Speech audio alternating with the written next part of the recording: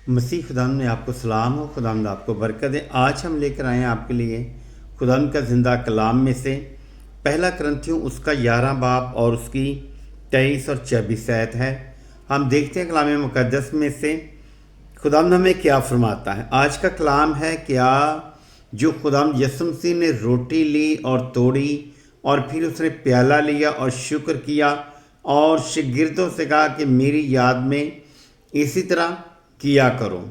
हम देखते हैं कलाम मुक़द्दस में से 23 आयत 11 बाब की, पहला करंथियों उसका 11 बाब उसकी 23 आयत।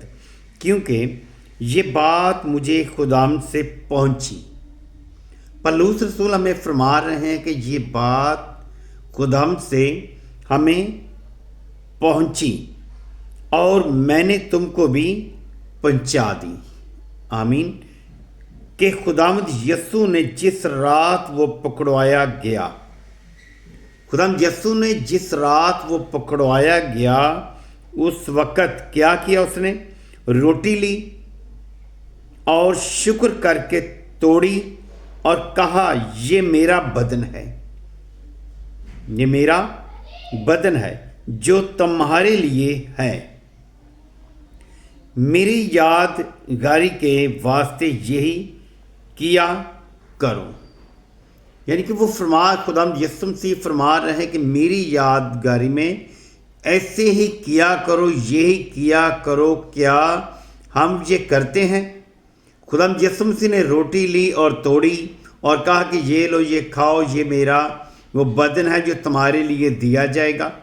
क्या हम खुदावंद यीशु मसीह के बदन का एहतराम करते हैं या इस बात को याद रखते हैं कि उसने कहा कि मेरी याद में ऐसी तरह किया करो?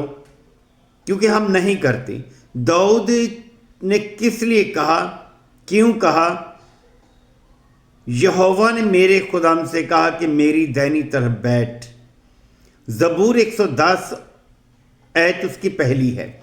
वो लिखता है यहोवा ने मेरे खुदाम से कहा तू मेरे दाहिने हाथ बैठ जब तक मैं तेरे दुश्मनों को तेरे पाँव की चौकी ना कर दूं। खुदावंद तेरे जोर का आसा सहून से भेजेगा। आमीन।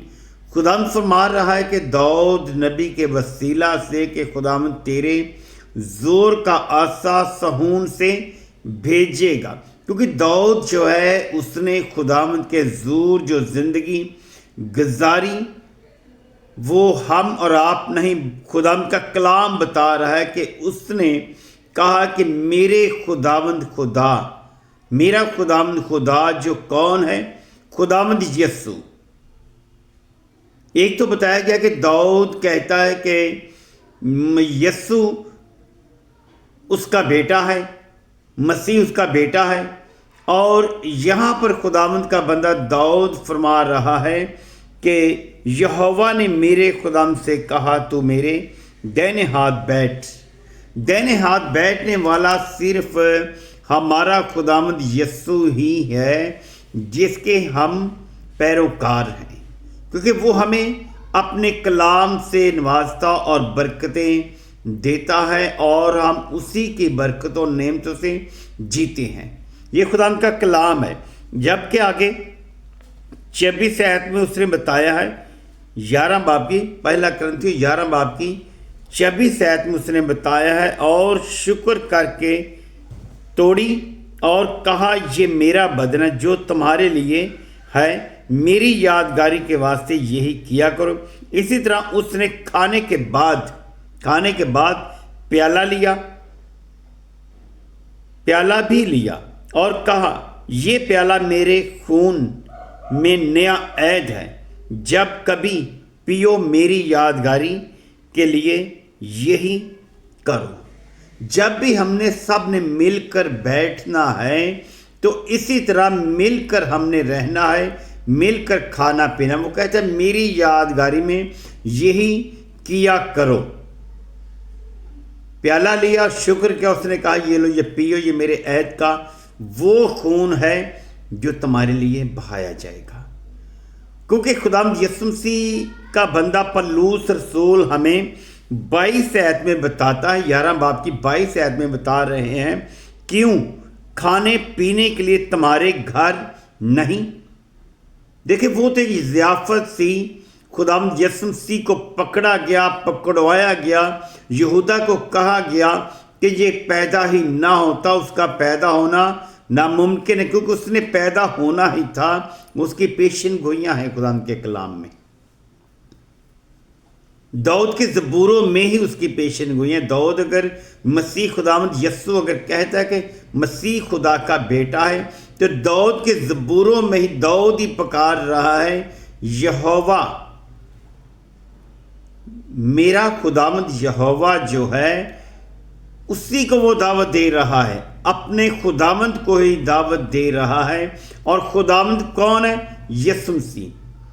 دشمن جو ہے وہ خداوند یسوع مسیح کے ہی تھے۔ لوگ اس وقت کے جیسے آج بھی ہمارے درمیان میں کچھ مخالف مسیح موجود ہیں، کیونکہ مخالف مسیح جو ہے وہ نہ خدا سے ڈرتے ہیں، نہ ہی خداوند کے کلام سے ڈرتے ہیں، کیونکہ وہ فرما رہا ہے کیونکہ کھانے کے وقت ہر شخص دوسرے سے پہلے اپنا حصہ کھا لیتا ہے، اور کوئی تو بھوکا رہتا ہے اور کسی کو نشہ ہو جاتا ہے۔ کیوں کھانے پینے کے لیے تمہارے گھر نہیں؟ یہ خدا کی کلیسیا کو ناچیز جانتے اور جن کے پاس نہیں ان کو شرمندہ کرتے ہیں۔ میں تم سے کیا کہوں؟ کیا اس بات میں تمہاری تعریف کروں؟ میں تعریف نہیں کرتا۔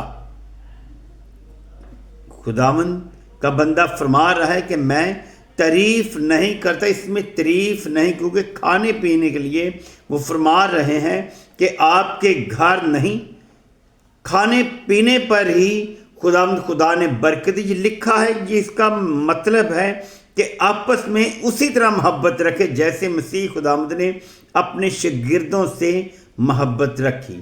خداوند آپ کو برکت دے، آمین۔